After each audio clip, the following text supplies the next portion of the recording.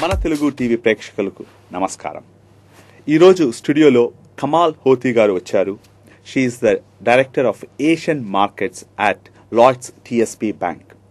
ఈవిడ 16 ఏళ్ల వయసులో టీఎస్పీ బ్యాంక్లో క్యాషియర్గా జాయిన్ అయ్యారు. తర్వాత అదే బ్యాంక్లో ఫస్ట్ ఏషియన్ బ్యాంక్ మేనేజర్గా అయ్యారు. అట్లా ఎదుగుతూ పోతూ ఈరోజు ఏషియన్ మార్కెట్స్ డివిజన్కి she's the head. Lloyds TSB bank వాళ్ళకు కన్విన్స్ చేసి ఏషియన్ డివిజన్ సెటప్ చేశారు ఈవిడ. She's one of the most successful Asian corporate official in the City of London today. ఈరోజు మన స్టూడియోలో ఉన్నారు. ఈవిడ ఈరోజు బ్యాంకింగ్ సెక్టార్ గురించి, యూకేలో ఉండే ఆపర్చునిటీస్ గురించి, కల్చరల్ ఇష్యూస్ గురించి ఈరోజు మనతో మాట్లాడబోతున్నారు. Kamalji, thank you very much for coming to our studio. Thank you for having me. And congratulations for reaching to a stage of the Asian Division Director at the Lloyds TSP. Congratulations to you. Thank you. You came to this country in 1967, and now it is 2008. How could you see your progress? Well, I must admit, when I came here at that time, it was very, very difficult. I mean, you can imagine my parents, they were surviving the partition of India and Pakistan, so they've lost all their property and everything back home in Pakistan. We set up home in Punjab, and then Dad came here to give himself a better life for the children. And Dad was wearing a turban, and my brothers were wearing turbans, and I remember that society at that time couldn't understand, and you know, my brothers got bullied quite a bit at school, so they ended up cutting their hair to integrate into the society at that time. And when you look at that, and then Dad, he built one of the biggest dams in India. He was recognised by Nehru himself when he was in India, but the only job he could get here was in a factory, you know, on manufacturing. And now when we see our children, 38% of children coming out of universities are Indian kids, and yet we're only 4% of the UK population. So, you know, we have made so much stride in the 60 years to what we've achieved today. And I think it's because we had no option. You know, we had to do well. And I think that struggle has made us what we are today. So you started your career at a tender age of 16 as a cashier with the bank, and then you went on to become a director of the Asian markets. So how was this possible? What was the underlying drive in you? I think at that time, you know, really as a woman, you didn't really have a career. So that was a secondary issue. So, you know, I left school at 16, and all Dad said, right, okay, by the time you're 18, we're going to have an arranged marriage and you're going to get married.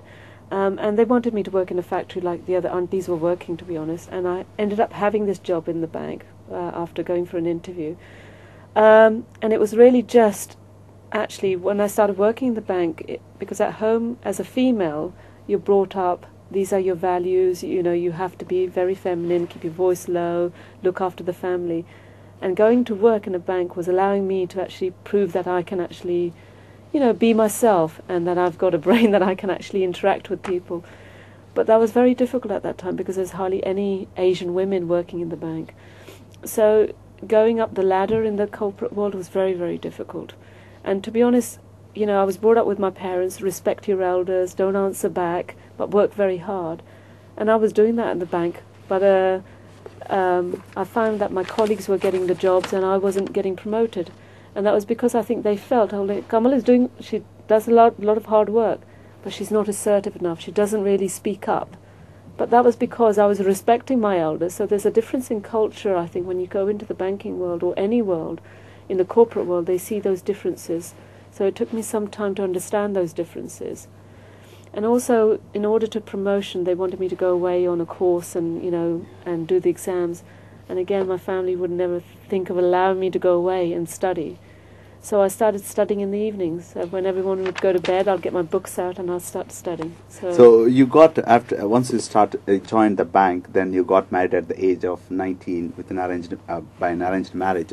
So this marriage, did it hinder you from working or? Well, I wouldn't say I was very, very fortunate in the sense my father-in-law was a wonderful visionary. He was a very liberal man in that sense. And he said to me, Kamal, you know, if you want to keep this job, as well as look after the family, because I'm married into an extended family, married one of the 3 brothers, so we all live together. And he said, keep the Western world separate. Don't bring it home. And don't take the Eastern world to work either. So keep the two worlds separate. And if you can cope with both of those worlds, you'll be all right. And I think Dad's words I've kept to myself ever since. So as I was working at the work, I made sure I didn't cut my hair, didn't start wearing the skirts. And that helped my family. Okay, she's got this job. We don't know what it is. But as soon as she comes home, she's the daughter-in-law. She's doing the cooking. She's doing the cleaning. As long as she can cope with that, we don't mind. And I suppose that's how it started, the difference in lifestyle at home. And at work, they didn't know that I lived in this extended family and had all these issues at home. But that was my problem, not theirs.